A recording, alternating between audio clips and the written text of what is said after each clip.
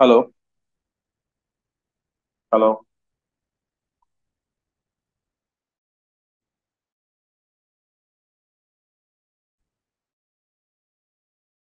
Hello. যারা online আছে তারা কি আমার কথা শুনতে পাচ্ছেন? যারা অনলাইন আছেন আমার কথা শুনতে পাচ্ছেন?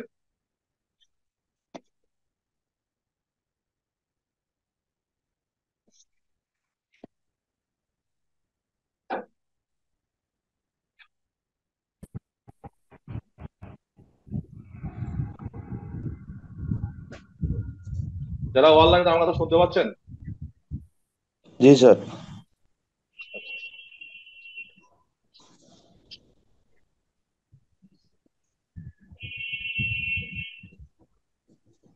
যারা অনলাইনে আছে তারা শুনতে পাচ্ছেন? হ্যাঁ স্যার, শোনা যাচ্ছে।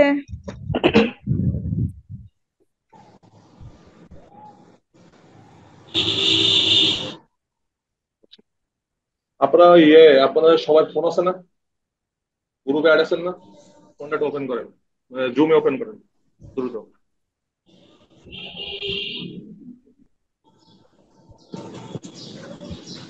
ফোনে নেট নেই? তা না, আছে, এখানে ওয়াইফাই আছে, সমস্যা নেই। ভাই সাধন ভাই, যদি 1 মিনিট এখন একটু।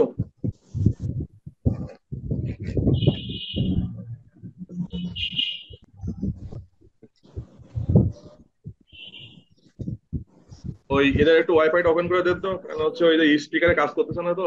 ওই একজনের কাছে দিলে মনে হয় সবাই স্ক্যান করে নিতে পারবে। ফটাফট দিয়ে দেন।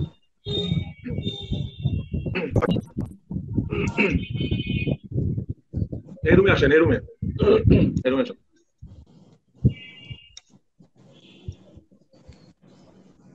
দ্রুত ফোনটা ওপেন করেন। আপনি হচ্ছে গ্রুপে অ্যাড আছেন না? গ্রুপ থেকে হচ্ছে লিঙ্কে ঢোকেন।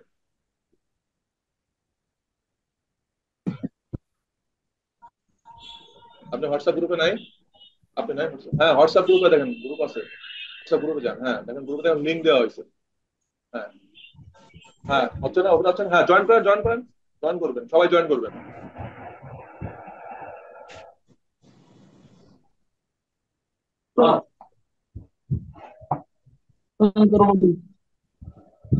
নেট নাই? নেট আছে? নেট নেই তো ওয়াইফাই আছে। ওয়াইফাই তো এখানে বসে। আপনার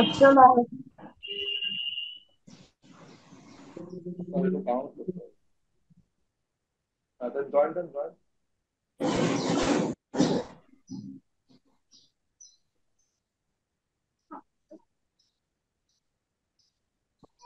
জয়েন হয়েছেন? দেখেন আজকে হচ্ছে আমরা সরাসরি থেকেও দেখেন হচ্ছে অনলাইনে হচ্ছে ক্লাস করবো, ঠিক আছে? মূলত হচ্ছে আপনাদের স্পিকারটা ওপেন রাখবেন, যেটা যেটা আমি বলবো সেটাই। বা আপনারটা ওপেন না রাখলেও সমস্যা নাই, আমি ওনার পাশে বসে ওনার ওই যে মানে একটা ভিডিও ওপেন করবো তো এই কারণে। আচ্ছা, যারা অনলাইনে আছেন তারা তো ভালো আছেন নাকি? শম্পা, ক্যামেরা অফ করেন। যারা আমার কথা, সবাই ক্যামেরা ওপেন করেন, সবাই ক্যামেরা অফ করেন, হ্যাঁ ক্যামেরা অফ করবেন, সবাই ক্যামেরা অফ করবেন, নিজের ক্যামেরা। আচ্ছা, আজকে আপনাদের আমি একটা টপিক নিয়ে আলোচনা করার কথা ছিল, টপিকটা আলোচনা করব তার আগে হচ্ছে একটা ভিডিও আপনাদের দেখাবো। আপনারা খুব মন দিয়ে ভিডিওর আগে লক্ষ্য করবেন। যারা আমার ক্লাসে উপস্থিত আছে আর যারা অনলাইনে আছে তারা তো অনলাইন সরাসরি দেখতে পাবে এবং অডিও বুঝতে পারবে। যারা হচ্ছে আমার সরাসরি আছে তারা হচ্ছে সামনে দেখবে আর হচ্ছে অডিওটা শুনবে। বুঝা গেছে? আচ্ছা,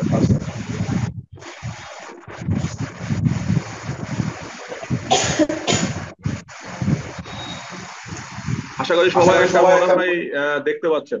দেখেন আজকে আমরা হচ্ছে মূলত যে টপিক নিয়ে আলোচনা করবো সেটা হচ্ছে কি প্রাচীন মিশরীয় সভ্যতার ইতিহাস। মানে আপনাদের একটা থিওরি টপিক আছে, সেই টপিকটার উপরে আপনাদের আগে একটা ছোট একটা ক্লিপ দেখাবো, এরপরে আমরা বিস্তারিত জানবো। আপনারা মন দিয়ে দেখবেন, আপনাদের কাছ থেকে কিন্তু এই কোশ্চেন গুলো আমি জিজ্ঞাসা করবো যে কোন সময় কি আছে কি না আছে। হ্যাঁ,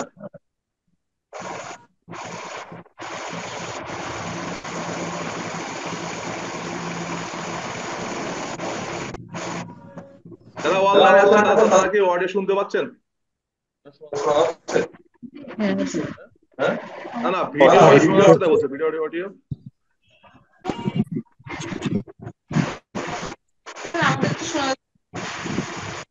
রিপিট হচ্ছে আপনার এখানে মেবি কোনো দুইটা ডিভাইস পাশাপাশি আছে।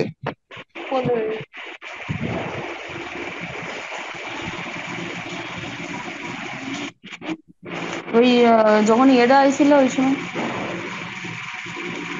আমি তো ওতে যাইনি।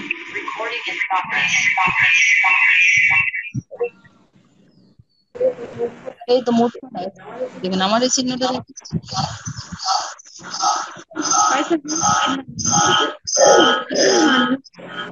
মোট করেন এটা দেখতে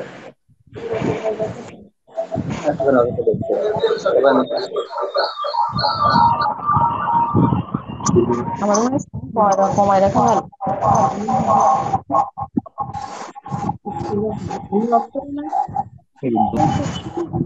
হ্যালো,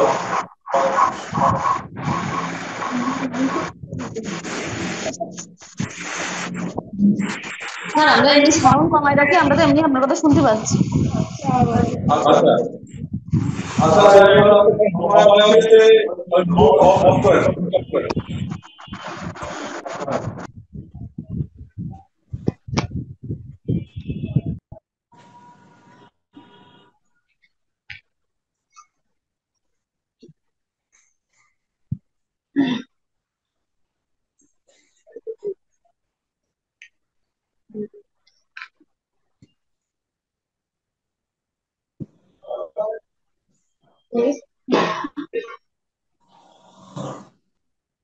নেট বন্ধ করে না, নেট বন্ধ করে।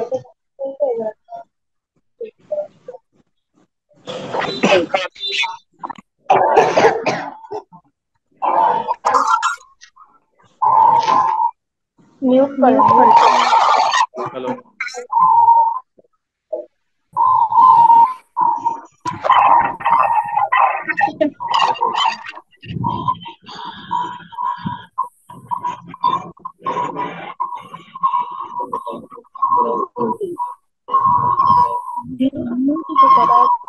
হ্যালো,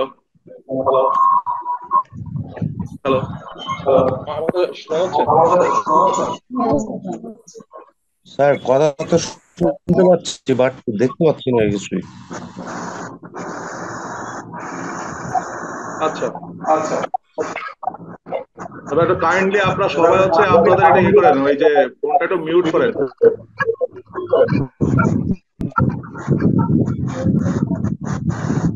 সকলে একটু ফোন একটু মিউট করবেন, প্লিজ।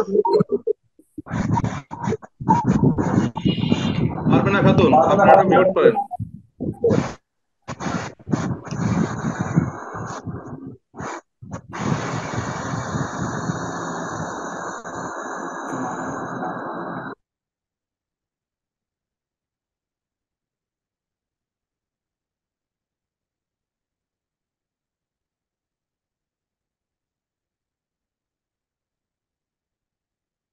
এবার শোনা যাচ্ছে কথা?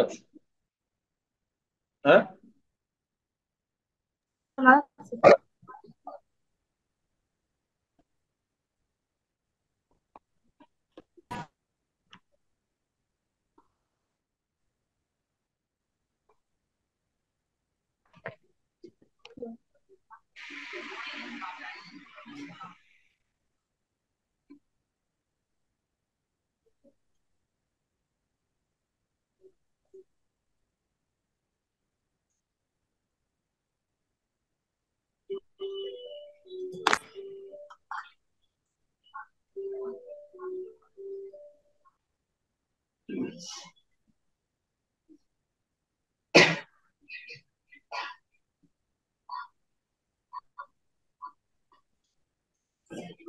আমার নামের বানানটা খুব ভুল আছে মনে হয়।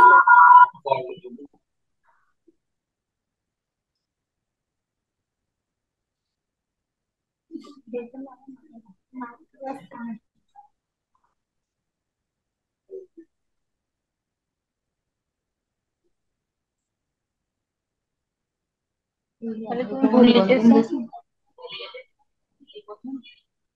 হ্যালো,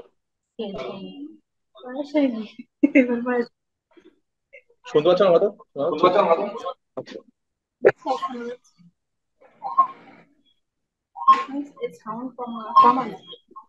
সাউন্ড কমাই দিচ্ছি।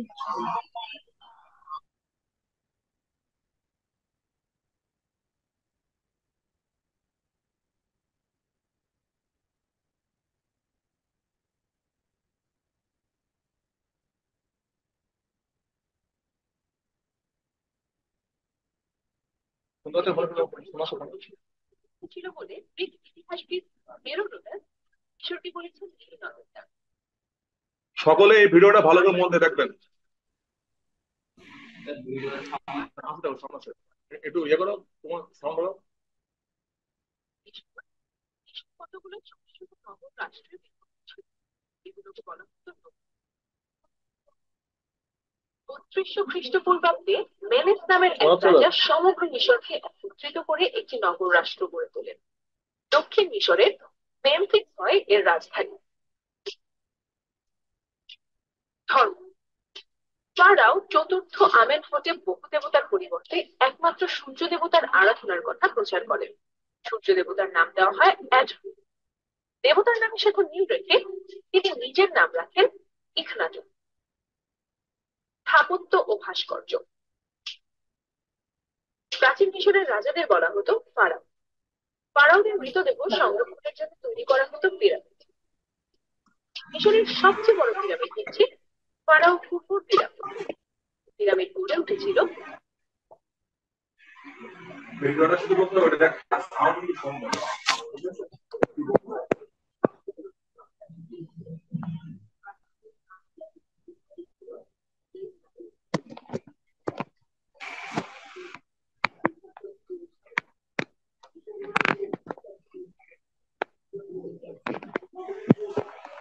সাউন্ড আসছে না না?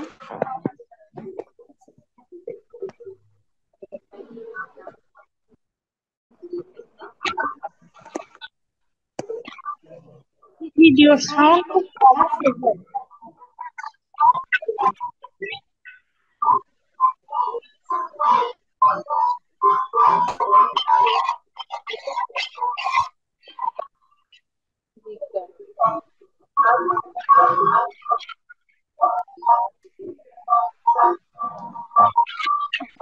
অফলাইনে আসলে একটু মিউট করি, না হলে ওই সাউন্ডটা আসতেছে না ভিডিও।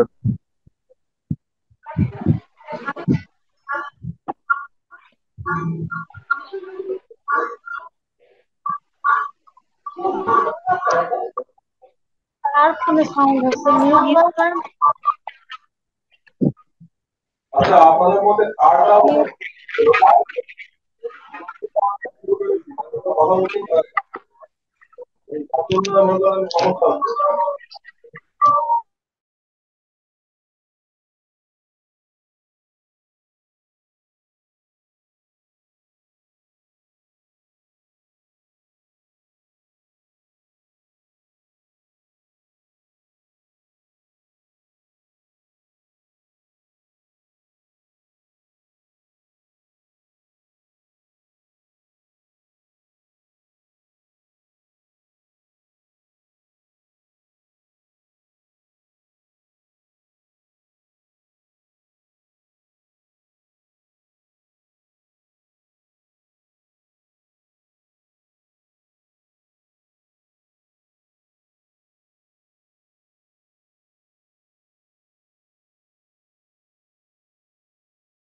আচ্ছা, আপনাদের দেখানো হচ্ছে একটা ভিডিও দেখালাম, আপনারা এই ভিডিওটা এখনই গ্রুপের মধ্যে পেয়ে যাবেন একটু পরেই, সমস্যা নেই। এবার দেখেন, এটা তো আপনাদের একটা ভিডিও ক্লিপ দেখানো হয়েছে, এবার আমরা বিস্তারিত পড়বো। ঠিক আছে, আমরা বিস্তারিত যাই যে আমাদের কি কি টপিকের উপর পড়াশোনা করতে হবে আর কি কি পড়া লাগবে না।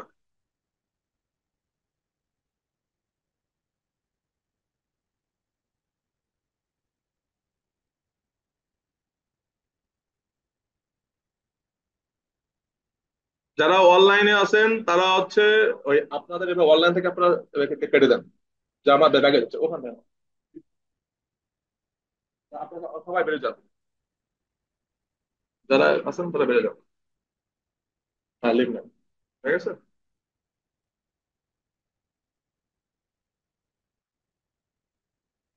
উপরে দেখেন, উপরে দেখেন লাল চিহ্ন দেখেন। হ্যাঁ হ্যাঁ, হবে।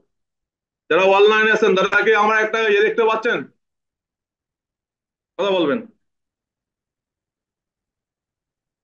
হ্যাঁ, দেখেন, আমাদের আজকে টপিক হচ্ছে আপনাদের প্রত্যেক দিনের এক একটা টপিক থাকে, সেই টপিক আগের দিন আমরা কি বলছিলাম, কি ছিল, গুহা চিত্র ছিল। আজকে আমরা কি বলবো, মিশরীয় সভ্যতা এবং শিল্পকলা। আজকে আমরা মূলত হচ্ছে মিশরীয় সভ্যতা সম্পর্কে জানবো, আর শিল্পকলা আমরা নেক্সট সপ্তাহে জানবো। কারণ মিশরীয় সভ্যতার মধ্যে অনেক পড়ার আছে, যেগুলো মনে করেন যে আপনারা হচ্ছে একদিনে সবই সম্ভব না, কিন্তু আপনাদেরকে বিস্তারিত পড়ানো হচ্ছে। আর বাকিটা হচ্ছে আপনাদেরকে কি করতে হবে, আপনাদেরকে বাকিটা বাড়িতেই পড়ে নিতে হবে। আমি আপনাদের পড়ানোর সিস্টেম দেখাই দেবো, আপনি বাকিটা বাড়ি পড়ে নেবেন। যারা অনলাইনে আছেন তারা অবশ্যই, যারা অনলাইনে আছেন যারা অবশ্যই বলতেছি যে কথা না শুনতে পারলে অবশ্যই বলবেন যে স্যার শুনতে পাচ্ছি না। দেখেন, আজকে টপিকের নাম আছে মিশরের সভ্যতা এবং শিল্পকলা। প্রথমে আমরা কি দেখতে পাচ্ছি, দেখতে পাচ্ছি একটা কি, এটা পিরামিড। এই পিরামিড সম্পর্কে আমাদের প্রথমে কি ধারণা থাকে, যে এটা ওই সময়কার রাজাদের কি ছিল, এটা সমাধি, সমাধি স্থল। কিন্তু ওটাকে সমাধি স্থল আপনাদের মতে কি বলে? হ্যাঁ, আপনারা তো জানেন, আপনারা তো পড়াশোনা করে আসছেন, সবাই শিল্পকলায় পড়াশোনা করেননি, কিন্তু এই ইতিহাস সম্পর্কে জানেন তো। হ্যাঁ, মিশররা হচ্ছে পিরামিড তৈরি করেছে, এটা সবাই জানে, কিন্তু আসলে পিরামিড যে আসলে কার, মানে কি জিনিস বা কিভাবে তৈরি হয়েছে বা কেন তৈরি হয়েছিল, সেই সম্পর্কে আমরা জানি না। এই সম্পর্কে আমরা আজকে জানবো। আমাদের প্রথম কথা ছিল আমরা জানলাম কি, এমনকি আমাদের বিজ্ঞানীরাও প্রথমে বলেছে কি যে এই মিশরের সভ্যতার ভেতরে কি আছে, হচ্ছে রাজাদের কি আছে, সমাধি রাখা আছে। সমাধি কিভাবে রেখেছে, মমি করে। দেখা গেল যে যেগুলো আমাদের শরীরের ভেতর যেগুলো পচনশীল, পচনশীল বলতে কোনগুলো, নাড়ি ভুঁড়ি, চোখ, এগুলো তো পচনশীল। চামড়া কিন্তু পচনশীল না। চামড়া কিন্তু যত আমরা কি করব, মানে রিপেয়ার করে রাখতে পারবো ততক্ষণ চামড়া থেকে যাবে। যেমন বাস্তব কথা হচ্ছে গরুর চামড়া থেকে গেছে না, ও তো ও, আমি যদি বাইরে ফেলাই যেত তখন কি হবে, পচবে। আর ওকে যদি আমি সংরক্ষণ করে যেত তাহলে কি হবে, পচবে না। কিন্তু নাড়ি ভুঁড়ি সংরক্ষণ করা সম্ভব না। এই জন্য ওই সময়কার মানুষ কি করতো হচ্ছে, আমরা বেশিরভাগ মানুষের মমি করে রাখতো। আর আমাদের চিন্তাধারা কি ছিল, যে যেহেতু রাজা মারা গেছে তাদের তার সাথে কি করতে হবে, তার প্রজাদেরও কি করতে হয়, আশপাশে সাজায় রাখতে হবে। আর যেহেতু উনি রাজা মানুষ, রাজপ্রাসাদ থাকার দরকার আছে, তাই ওরা কি করেছে, যে এই পিরামিড করেছে। এটা কিন্তু আমাদের ধারণা ছিল, কিন্তু পরবর্তীতে যে কটা হচ্ছে সমাধি পাওয়া গেছে সবগুলো কিন্তু পিরামিডের বাইরে পাওয়া গেছে। পিরামিডের ভিতরে কোনো কিছু সমাধি পাওয়া যায়নি। তাহলে সেই হিসাবে আমরা কি বলতে পারি না যে মিশরীয় সভ্যতার এই যে পিরামিড আছে, পিরামিড কিন্তু কোনো সমাধির কোনো স্তম্ভ নয়। এটা প্রথম ধারণা আপনাদেরকে ক্লিয়ার করে দেই। এইটা কেন তৈরি করা হয়েছে, এইটা ধারণা করা হয়েছিল যে ওই সময়কার রাজারা তারা কি মনে করে, তাদের জন্য একটা একটা স্তম্ভ, যেন যেন লোকের জন্য পরবর্তী জগতের জন্য এই সব জানতে পারে যেন এই সময়কার একটা সভ্যতা ছিল। কিন্তু সবাই কিন্তু জানতো কি, যে হচ্ছে এর ভিতরে কি আছে, সমাধি আছে। ঠিক আছে, কিন্তু আজ পর্যন্ত এই পিরামিডের ভিতরে কোনো সমাধি পাওয়া যায়নি। সমাধি পাওয়া গেছে এই পিরামিডের বাইরে যেসব ছোট ছোট যেসব কক্ষ আছে তার ভেতরেই পাওয়া গেছে। এমনকি ফারাওর যে লাশ, সেটাও কিন্তু এই পিরামিডের ভেতরেও পাওয়া যায়নি। ঠিক আছে, তাই আমরা যে ইতিহাস জানি বা ইতিহাস বুঝতেছি সেগুলো কিন্তু, পিরামিড শোনেন আমি বলেছি, মেন পিরামিড কিন্তু তিনটা। এখন হচ্ছে পিরামিড যে কে তৈরি করেছে আজ পর্যন্ত কেউ আমরা বন্ধু বলতে পারিনি। এখন ধারণা করা হয় যে ওই সময়কার রাজারাই তৈরি করেছে। আর ওই সময় রাজারা তৈরি করেছে, কিন্তু রাজারাই তৈরি করেছে কিনা বা এটা কোনো এলিয়েন তৈরি করেছে কিনা এখনো পর্যন্ত শিওর ভাবে জানা যায়নি। কিন্তু ওই সময় যেহেতু লাশ পাওয়া গেছে, তাই কি করা চিন্তা ভাবনা করা হচ্ছে যে ওই সময় হচ্ছে রাজারাই তৈরি করেছে। তারপর দেখেন এই একটা পিরামিড অনেক উঁচু, আর এমন ভাবে তৈরি করা যে সূর্য যখন কিরণ দেয়, মানে সূর্য যখন উপর থাকে তখন এর ছায়া কিন্তু এক সাইডেই পড়ে। মানে একই স্টেটে একই লাইনেই ভাবে তৈরি করা হয়েছে। তাহলে এত মাপজোক, ওই সময় ধরো হচ্ছে ইয়ে ছিল না, ড্রোন ছিল না, না ছিল এরোপ্লেন। তাহলে হচ্ছে ওরা তাহলে কিভাবে উপর থেকে দেখে একই জায়গায় মিডিল বরাবর কিভাবে করলো, তাও কোনো আট পিস কোনো টেরা বেঁকা নেই। তাহলে এত সূক্ষ্ম কাজ কিভাবে করলো? আর এখানে যে পাথরগুলো আছে সব হচ্ছে গ্রেনাইট পাথর। এত ভারী ভারী পাথর একটা মানুষের পক্ষে তোলা সম্ভব না। তারপর সাপোজ মনে করেন যে কি করলো, আপনার নিচ থেকে তুললো, ওপর তুলতে তুলতে গেল, কিন্তু এই এতগুলো উপর পর্যন্ত তুলতে গেলেও তো মানুষ এবং কোনো প্রাণীর প্রয়োজন পড়েছে। তাহলে ওই সময়কার প্রাণী এবং মানুষগুলো কতটা দক্ষতাশীল ছিল বা কতটা ক্ষমতাবান ছিল, সেগুলো কিন্তু শুধুমাত্র আমরা কল্পনা ছাড়া আমরা কিন্তু কখনো দেখতে পাবো না, বাস্তবায়ন করতে পারবো না। এই জন্য এখনো পর্যন্ত বিজ্ঞানীরা এটা বলতে পারে না যে এইটা মানুষ দ্বারা সৃষ্টি হয়েছে নাকি কোনো এলিয়েন দ্বারা সৃষ্টি হয়েছে। ঠিক আছে, এইটা কিন্তু আমরা সচরাচর যে সারা যে গল্পগুলো বলে আমরা সেই হিসাবে জেনে গেছি, তাই তো নাকি? এবার দেখেন আমরা বিস্তারিত আসি। প্রথম কথা হচ্ছে মিশরীয় সভ্যতা। মিশর সভ্যতা কোথায় অবস্থিত দেখেন। মিশর সভ্যতা হচ্ছে উত্তর আফ্রিকার পূর্বাঞ্চলে একটি প্রাচীন সভ্যতা। এটা হচ্ছে কোন সময়কার প্রাচীন সভ্যতা? উত্তর আফ্রিকার পূর্বাঞ্চলে। এটা কিন্তু অবশ্যই মাথায় রাখবেন। নীল নদের নিম্নভূমি অঞ্চলে এই সভ্যতা গড়ে ওঠে। কোথায়? নীল নদ। এটা তো আমরা সবাই জানি যে মিশরের সভ্যতা কোথায় গড়ে উঠছিল? নীল নদের তীরে। কিন্তু নীল নদের তীরের কোন জায়গায়, নিম্নভূমি না উচ্চভূমি? নিম্নভূমি। দেখেন কোশ্চেন যখন করা হবে তখন কিন্তু এইভাবে কোশ্চেন করা হবে, নীল নদের কোন স্তরে এই মিশর সভ্যতা পাওয়া যায়? নিম্নভূমি। কেউ বলবে উচ্চভূমি, কেউ বলবে যে না ও নদীর একদম পাশে পাওয়া যায় সমতল ভূমিতে। কথা বোঝা গেছে? এইগুলো কিন্তু অবশ্যই খেয়াল করবেন। যেহেতু মনে করেন যে কোশ্চেন আমার মতো মাস্টার করবে, তাহলে তখন মনে কিন্তু গভীর ভাবে পড়তে হবে। ভয় পাওয়ার কিছু না, শুধু আসলে পড়ে গেলেই হবে। এবার দেখেন বর্তমানে অঞ্চলটি মিশর রাষ্ট্রের অধিগত। এই খ্রিস্টপূর্ব হচ্ছে 3150 অব্দ নাগাদ প্রথম ফারাওয়ের অধীনে, ফারাও মানে জানেন তো সেই সময়কার কে ছিল? রাজা ছিল। অধীনে উচ্চ এবং নিম্ন মিশরের রাজনৈতিক একীকরণের মাধ্যমে এই সভ্যতা কি হয়, সুসংগত রূপ লাভ করে। এরপর তিনটি কি হয়, শত কাল, মানে এর আবার তিনটা কাল আছে। এই প্রাচীন মিশর সভ্যতার মধ্যে বিকাশ প্রবাদ করে। প্রাচীন মিশরীয় ইতিহাসের মধ্যে একাধিক স্থায়ী রাজ্য এবং ইতিহাসের একটি সুশৃঙ্খল কি হয় ধারা পাওয়া যায়। এরপর দেখেন মাঝে মাঝে বিভিন্ন ধরনের সময়কার রাজনৈতিক অস্থিরতার পূর্ব দেখা দিয়েছিল। এই পর্যন্ত এই পর্বগুলোই অন্তর্ভুক্তি পর্ব নামে পরিচিত। নতুন রাজ্যের সময়কাল এবং সভ্যতার চূড়ান্ত বিকাশ পূর্ব। এরপর পর ক্ষেত্রে ধীরে ধীরে বিশ্ব সভ্যতার পতন আরম্ভ শুরু হয়। দেখেন যে কোনো জিনিসের তৈরি হবে তারা কি একটা আছে, পতন আছে, যেটা সৃষ্টিকর্তার একদম বিধির বিধান যে তোমার জন্ম নিলে তোমার মৃত্যু গ্রহণ করতেই হবে, সে যেভাবেই হোক। দেখা গেল আমার জন্ম হয়েছে রাজার বেশে, মৃত্যু হবে কিন্তু রাজা বেশে মৃত্যু হবে কিনা তা কিন্তু জানে না। আর ফারাও কিন্তু খুবই কি ছিল জানো?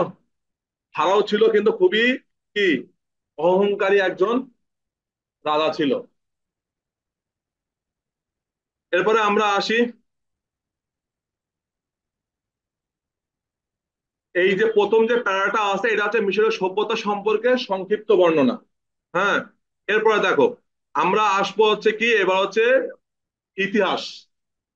যখন আসবে যে হচ্ছে কি মিশর সভ্যতার ইতিহাস সম্পর্কে কি জানো সে সম্পর্কে লেখো, তখন কিন্তু লিখতে হবে। এখানে লেখা আছে যে সুপ্রাচীন কাল থেকে সুপ্রাচীন কাল থেকে নীল নদ মিশরের জীবনযাত্রার মূল ভূমিকা পালন করে। নীল নদের উর্বর প্লাবন সমভূমি এই অঞ্চলের আদিবাসীদের স্থায়ী কৃষি অর্থনীতি একটি জটিল এবং কেন্দ্রীভূত সমাজ গঠনে সাহায্য করে, যা মানব সভ্যতার ইতিহাসে একটি মাইল ফলক রূপে প্রতিষ্ঠিত হয়। আনুষ্ঠানিক শিকারী এবং সংগ্রহ মানুষের মধ্যে কি আছে প্লেস্টোসিন যুগের শেষ ভাগে, অর্থাৎ 12 লক্ষ কি আছে বছর আগেই এই অঞ্চলের বসবাস শুরু হয়েছিল। তাহলে কত বছর? 12 লক্ষ বছর। আর আমরা কত বছর? হ্যাঁ, কারোর বয়স 30, কারোর বয়স দেখা গেলো 25, কারোর বয়স দেখা গেলো যে 27, 28, তাই না? এবার দেখেন পরবর্তী কি আছে, প্যালিওলিথিক যুগ থেকে উত্তর আফ্রিকার শুষ্ক জলবায়ু আরো উষ্ণ এবং শুষ্ক হতে শুরু করে। এরপরে এই অঞ্চলে আঞ্চলিক ভাষা নীল নদ উপত্যকায় ঘন জনবসতি গড়ে তুলতে বাধ্য হয়। দেখেন এখানে একটা দেখেন কথা আছে, কি আছে? মূলত এই সময়কার অধিবাসীরা কি কাজ করত? কৃষিকাজ। কি করতো? কৃষিকাজ করতো। হ্যাঁ, দেখেন আমরা কৃষিকাজ মনে করতাম কি যে না আমাদের সময়কার, কিন্তু না, কৃষিকাজ কিন্তু সে প্রথম থেকেই হয়ে আসছে। তারাই কিন্তু ফসল ফলাইছে বলে আমরা কি করতে পারি, নাম বলতে পারি যে এটা জব, এটা হচ্ছে গম, এটা ধান। তাহলে আমরা হয়ে জানতে পারতাম। আর এখন বিজ্ঞানীরা ওইগুলোকে কি করতেছে, বিভিন্ন জাত প্রকাশে কি করতেছে, ভাগ করতে তাদের নাম দিচ্ছে, নাম দিচ্ছে। এবার দেখেন পূর্ব রাজবংশীয় মিশর। এখানে হচ্ছে বিভিন্ন ধরনের বংশীয় যুগ থাকবে, সেই বংশীয় যুগ সম্পর্কে জানতে হবে। যেমন প্রাক্য সাম্রাজ্য, প্রাক্য সাম্রাজ্য মানে হচ্ছে আদি বা প্রাচীন। এবং আদি সাম্রাজ্যকালে মিশরীয় জলবায়ু পরিবর্তনের সবচেয়ে কম শুষ্ক ছিল। শুষ্ক মানে বুঝতে পেরেছেন, যে বলে না আমাদের নাতিশীতোষ্ণ, শুষ্ক মানে কি আর্দ্রতাপূর্ণ বা গরম আবহাওয়া। মিশরের বড় অংশ ছিল কি সাবানা। এই সকল এলাকার খুরযুক্ত পশুপালনের বিচরণ ছিল। খুরযুক্ত মানে কি পায়ের এই যে গরুর যে খুর থাকে না, এখন যেসব প্রাণীর খুর সবচেয়ে বেশি শক্ত, হাতের খুর আছে? হ্যাঁ, হাতে কিন্তু খুর নেই, আমাদের খুর আছে। আমাদের কি আছে? মাংসপেশি না তলায়? হাসির হাতিরও কি মাংসপেশি? হরিণের কি খুর আছে? এই হরিণের খুর আছে তো। হ্যাঁ, তাহলে হরিণের খুর আছে, ওই ঘোড়ার আছে। হ্যাঁ, না স্মেল লাগবে না। এরপরে বলেন কুকুরের আছে? কুকুরের নেই, কুকুরের কি গরম। এই জন্য বলতেছে যে এই পূর্ব রাজবংশীয় মিশরের সময় কি খুর জাতীয় খুরযুক্ত পশুপালনের বিচরণ মানে কি এই সময়কার খুরজাতযুক্ত পশুপালন ব্যবহার করতে হতো না। বেশি বেশি এরা কি করতো, চাষ করতো বা দেখা গেলো বেশি পালন করতো। এটাই খুরযুক্ত। মাথায় রাখবেন, খুর মানে কিন্তু সব পশু পাখি না, তাদের আছে কি আছে খুর আছে, যেমন গরু, তারপর আছে ঘোড়া, তারপর আছে ছাগল, ভেড়া, এতে যেমন খুর আছে এইগুলো। এবার উদ্ভিদ এবং প্রাণীকে নীল অঞ্চল সমৃদ্ধ ছিল। নীল অঞ্চল বলতে কি, যেহেতু নীল নদের তীরে এরা হচ্ছে বসবাস করতো, এই জন্য একটা অঞ্চল ভাগ থাকতো। এটা নীল অঞ্চল, এটা দেখালো ওই অঞ্চল এই নামে। এবার বিপুল পরিমাণ জলজ পাখি, যেহেতু আপনার নদী ধারে যখন কোনো কিছু থাকবে তখন কি পাখি তো এমনিই থাকবে, থাকবে না? আমরা যেমন কি দেখি, বক দেখি, তারপরে পানকড়ি দেখি, দেখি কিনা? আমরা বক তরে এক পর্যন্ত দেখি না, ছোট বক আছে, বড় বকও আছে। সেরকমই বলতে চাচ্ছে। এই পরিবেশে শিকারী প্রাণীদের জীবনযাপন ছিল সাধারণ। মানে শিকারী বলতে যারা মনে করেন যে মাংস খায়, যারা এক কথাতে যারা যারা শিকার করতে ভালোবাসে। কিন্তু বিশেষভাবে দেখা গেল বেশি থাকতো কি চিতাবাঘ, তারপরে সিংহ ওই সময়কার। এবং অনেক প্রাণী এই সময় কি পোষ মানানো হয়েছে, যেগুলো কি করেছে আমরা এখন পুষি। এই যে গরু, গরুকে প্রথম কি হচ্ছে আমাদের পোষ গরু ছিল, এই পূর্ব ষাঁড় বলে না, যেগুলো তোমার করেন যে আপনার হচ্ছে এতে পাওয়া যায়, বনে পাওয়া যায়। আর বন্য গরুও কিন্তু আছে। ওগুলো যখন আমরা যখন বাড়ি এনে যখন পুষবো তখন কি হবে, পোষ মেনে যাবে, তখন কিন্তু হবে পোষ্য, পোষ্য প্রাণী। এরপর দেখেন মুরগি, মুরগি কিন্তু একটা পাখি কিন্তু। মুরগি কিন্তু দেখবেন যে অনেক সময় উড়ে বেড়ায় না? হ্যাঁ, আর বন্য পাখিগুলো, বন্য মুরগিগুলো কিন্তু ওরা বেশি হাঁটে না, ওরা কিন্তু উড়ে বেড়ায়। কারণ ওদের কিন্তু আমরা বেঁধে রাখিনি, ওদের মাথায় এটার মধ্যে ঢুকে নিয়েছে যে না আমরা বেঁধে রাখিছি মানে ওদের যে উড়ার ক্ষমতা সেটা কিন্তু ওরা হারাই ফেলাইছে। ওরা এটা ভাবে চাপ দিলে মানে আটকানো মানে কি, মনে করেন যে সে কিন্তু ভাববে যে না আমি আটকাই গেছি মানে আমি আর উঠতে পারবো না, কিন্তু ওরা কিন্তু পাখনাও কাটে না, তারপর মনে করেন যে এও করে না।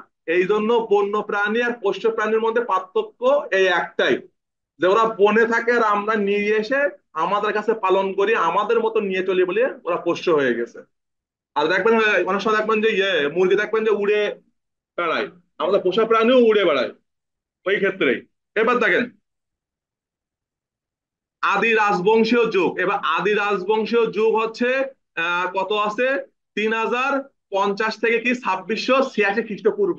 দেখেন আমি আপনাদের আগের দিনও বলেছি যে হচ্ছে কি এই যে 3050 আগে আসবে নাকি হচ্ছে 2686 আগে আসবে।